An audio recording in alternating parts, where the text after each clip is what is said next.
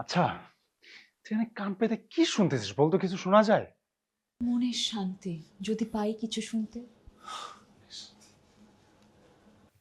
এই, একটা কাজ করবো, চল দাদা ভাইয়ের রুমের সামনে যাই, দরজার পাশে গিয়ে কান পাতে শুনি। চান্দু, তোমার তো সাহস কম না। যদি একবার টের পারে দৌড়ে দিবে না। আমি আর টেনশন নিতেই পারতেছি না, আমার প্রচুর হিসু চাপছে। তো যা করে আর। না, টেনশনের মধ্যে ওয়াশরুমে যাওয়াটা ঠিক হবে না, থাক। সাইকো নাকি? আচ্ছা, তোর কি মনে হয় কি? রুশুকে কি দাদা ভাই মারতেছে? মানে গায়েটায় হাত তুলবে না তো? না না না না, আমাদের দাদাভাই তো এমন না রে। উনি তো হাত পা চালায় না, যা বলে মুখ দিয়ে বলে।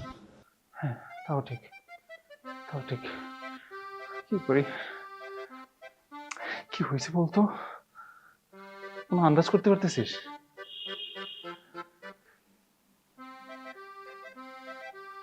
হ্যাঁ, মনটু কি জ্যান্ত আছে? হ্যাঁ, জ্ঞান ফিরছে। কথা বলতে পারে? কি কথা বলতে পারবে কিনা আমি জানি না, ওই একটা কথাই বারবার আওড়াচ্ছে, বাড়ি যাবো, বাড়ি যাবো, বাড়ি যাবো, বাড়ি যাবো, বাড়ি যাবো, বাড়ি যাবো। তাহলে তো আমরা সাকসেসফুল মা। তোর সাকসেস, আমি রুশুকে নিয়ে খুব টেনশনে আছি। আচ্ছা, যদি দাদাভাই জানতে পারে, তারপর রুশুকে যদি পাঠায় দেয় বিদেশ, তাহলে তো আমাদের এই প্ল্যানের কোনো মানে হইল না। মাই গড, দাদা ভাই আগে একবার বলছিল, যখন ফুম্মাদেরকে ভয় দেখাইছিলাম তখনই তো আমাদেরকে বাড়ি থেকে বের করে দিতে চাইছিল। এখন যদি বুঝতে পারে আমরা আবার সেম কাজ করছি তাহলে তো কনফার্ম বের করে দিবে। বের করে দেওয়ার থেকে মানে মেইন থিং হচ্ছে যদি রুশুকে পাঠায় দেয়। ব্রো, শুধু রুশুকে নিয়ে চিন্তা করো না, নিজেকে নিয়েও এবার ভাবো।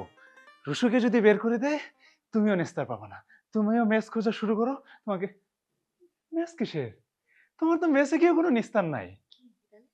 হ্যাঁ, কি ফুম্মার একটা ফোন দিবে, ফোন দিয়ে বলবে তোর বিয়ে দেওয়ার জন্য, ফুম্মা একদম পাত্র নিয়ে যেখানে চলে আসবে, তারপর তোমাদের শাদী হবে, শাদীর পরে যাও এখান থেকে সরাসরি শ্বশুর বাড়ি। আমার বাবাকে বলে দিলে তো। এই, শুধু কি আমার বিয়ে হবে কি?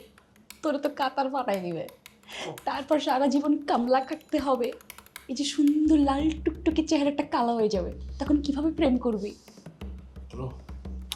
কাতার যাইতে হইলেও না সময় লাগবে। আমি আরেকটা জিনিস ভাবতেছি,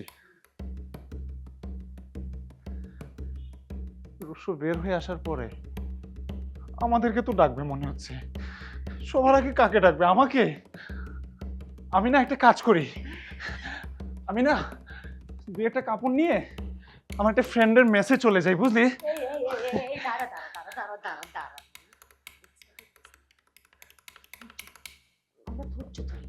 দাদাভাইকে ফেস করতে একদমই চাচ্ছি না। আমি 2 দিন গায়েব থাকলে দাদাভাইয়ের মেজাজ টেজাজ ঠান্ডা হয়ে যাবে, তারপরে আমি তোদের সাথে যোগাযোগ করে বাড়িতে ফিরে আসবো। তুই দুদিন গায়েব থাকলে আমাকে কি সে পূজা করবে? বাবারে, তোমারটা তুমি চিন্তা করো, তোমার চিন্তায় আমি নাই। আমি কিন্তু আমরা তো একসাথে প্ল্যান করলাম, তুই আমাকে কিভাবে ছেড়ে যাবি? না যাইস না, তোর বাবা ভাই, লক্ষ্মী ভাই আমার। আমরা একসাথে মোকাবেলা করব। শোন, আমরা ধৈর্য ধরি, রুশোকে কি বলে আগে দেখি, রুশো বের হোক, ঠিক আছে? একবার যাই, একটু বোঝার চেষ্টা করি কি হচ্ছে। যদি দরজাটা খুলে ফেলে।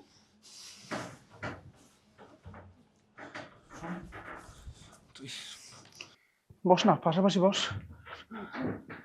হ্যাঁ, চুপচাপ এখানে থাক, কথা বলিস না, আল্লাহর নাম নে। আমি তো টেনশনে ঘামাই যাচ্ছি আবার। আমার আউটফিটটা, আমার লুকটা নষ্ট হয়ে যাচ্ছে। এগুলো বন্ধ করে, এখন যখন পিটাবে না আরো বেশি ঘামবি।